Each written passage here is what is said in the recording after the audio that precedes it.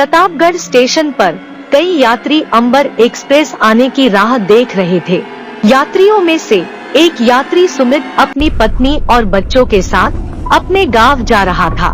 सुमित अपनी पत्नी ममता से कहता है, रेलगाड़ी अभी कुछ ही देर में प्लेटफॉर्म पर आने वाली है। हमारा गांव भी यहाँ से काफी दूर है, तो रास्ते में प्यास न लगे इसलिए मैं पानी की बोतल की व्यवस्था करके आता हूँ। रास्ते में प्यास लगी तो हम सब क्या पिएंगे? ठीक है, लेकिन जल्दी आना क्योंकि ट्रेन अभी आने ही वाली है। कुछ ही देर में अंबर एक्सप्रेस प्लेटफॉर्म पर आ जाती है। पूरी ट्रेन खाली थी। यह देखकर स्टेशन पर खड़े सभी यात्री बहुत हैरान हो जाते हैं। अरे ये क्या, पूरी की पूरी ट्रेन खाली है? ऐसा तो मैंने आज तक नहीं देखा। ठीक तो है, कम से कम बैठने के लिए जगह तो मिलेगी। चलो आराम से बैठो, इतना सुमित भी पानी लेकर आ जाएगा। यह कहकर सभी यात्री अंबर एक्सप्रेस में बैठ जाते हैं। लेकिन जैसे ही वे अंबर एक्सप्रेस में बैठते हैं, वे सब के सब गायब हो जाते हैं, क्योंकि वह ट्रेन एक भूतिया ट्रेन थी। प्लेटफॉर्म पर अंबर एक्सप्रेस की जगह एक भूतिया ट्रेन आई थी, जिसका नाम भी अंबर एक्सप्रेस ही था। लेकिन उधर सुमित इन सब बातों से अनजान था और वो रेलगाड़ी की आवाज सुनकर दौड़ा दौड़ा आता है और उसे स्टेशन पर कोई भी आदमी दिखाई नहीं देता, तो वह हैरान हो जाता है।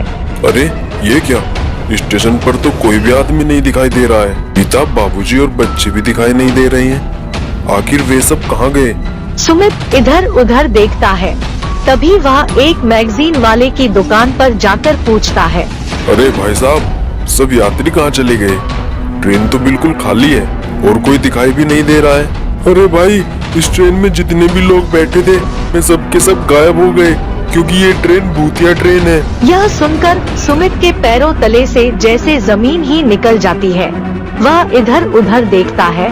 फिर सुमित और कुछ दुकानदार स्टेशन मास्टर के पास जाते हैं। स्टेशन मास्टर साहब, मेरा परिवार अंबर एक्सप्रेस में चढ़ा था, लेकिन उसमें बैठते ही वे सब लोग गायब हो गए और वो ट्रेन भी बड़ी तेजी से प्लेटफॉर्म से निकल गई।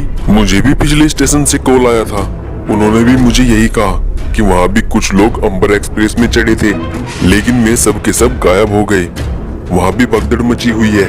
कहा जा रहा है ये अंबर एक्सप्रेस है ही नहीं, बल्कि उसके नाम पर कोई भूतिया एक्सप्रेस है। ना जाने ये कितने लोगों को ऐसे ही निगलती रहेगी। तो स्टेशन मास्टर साहब, आप आगे के स्टेशन पर ये इत्तिला कर दो कि कोई भी यात्री उस अंबर एक्सप्रेस में ना चढ़े, क्योंकि वो एक भूतिया ट्रेन है। आपके आने से पहले ही मैंने अगले स्टेशन पर ये इत्तिला कर दी, कोई भी यात्री उस अंबर एक्सप्रेस में ना चढ़े। उन्होंने स्टेशन पर ये अनाउंस भी कर दिया है, कोई भी यात्री उस ट्रेन में ना चढ़े। इसलिए सब यात्री सावधान हो गए हैं। सुमित, अभी अभी किरतपुर स्टेशन से कॉल आया कि वहाँ वो एक्सप्रेस अभी अभी पहुंची है, लेकिन कोई भी यात्री उसमें नहीं चढ़ा है। लेकिन इस वजह से वो भूतिया ट्रेन आगे नहीं बढ़ रही है। अगर ऐसा ही रहा तो सारी व्यवस्था खराब हो जाएगी। हमें जल्दी ही कुछ करना होगा। चलो हम सब किरतपुर स्टेशन चलते हैं। लेकिन स्टेशन मास्टर साहब, हम अकेले किरतपुर स्टेशन जाकर करेंगे क्या?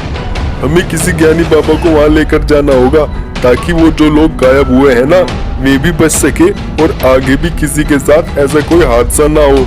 हाँ, तुम ठीक कहते हो। चलो हम चलते चलते किसी बाबा को अपने साथ ले लेंगे। मैं एक बाबा को जानता हूँ जो बहुत ही ज्ञानी बाबा है। स्टेशन मास्टर के साथ सब लोग एक बाबा के पास जाते हैं। सुमित बड़े विस्तार से सारी बातें उन बाबा को बताते हैं कि कैसे उस भूतिया ट्रेन ने सब यात्रियों को अपने अंदर निगल लिया। यह सुनकर बाबा कहते हैं, वो कोई मामूली ट्रेन नहीं है, बल्कि ट्रेन के रूप में एक विशाल भूत है, जो धीरे धीरे करके सब लोगों को निगल रहा है और उसकी भूख शांत करना बहुत ही मुश्किल काम है। बाबा, वो ट्रेन अभी किरतपुर स्टेशन पर खड़ी है। अगर वो ट्रेन वहाँ से निकल गई तो हमें उसे पकड़ना मुश्किल हो जाएगा। हमें जल्दी ही कुछ करना होगा बाबा। फिर सब लोग बाबा को साथ लेकर किरतपुर स्टेशन पर पहुँचते हैं। वह ट्रेन अभी किरतपुर स्टेशन पर ही खड़ी हुई थी, क्योंकि कोई भी यात्री उसमें चढ़ा ही नहीं था।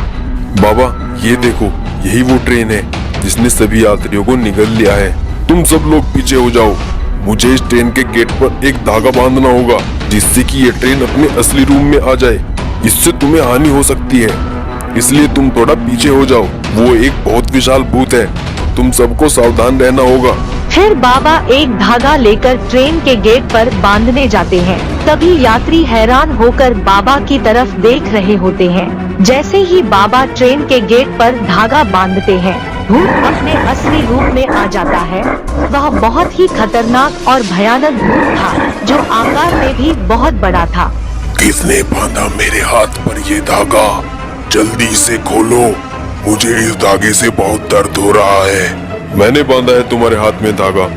तुमने अब तक ट्रेन बनकर जितने भी इंसानों को निकला है, उन्हें सही सलामत वापस निकालो, नहीं तो मैं तुम्हारा यही सर्वनाश कर दूंगा।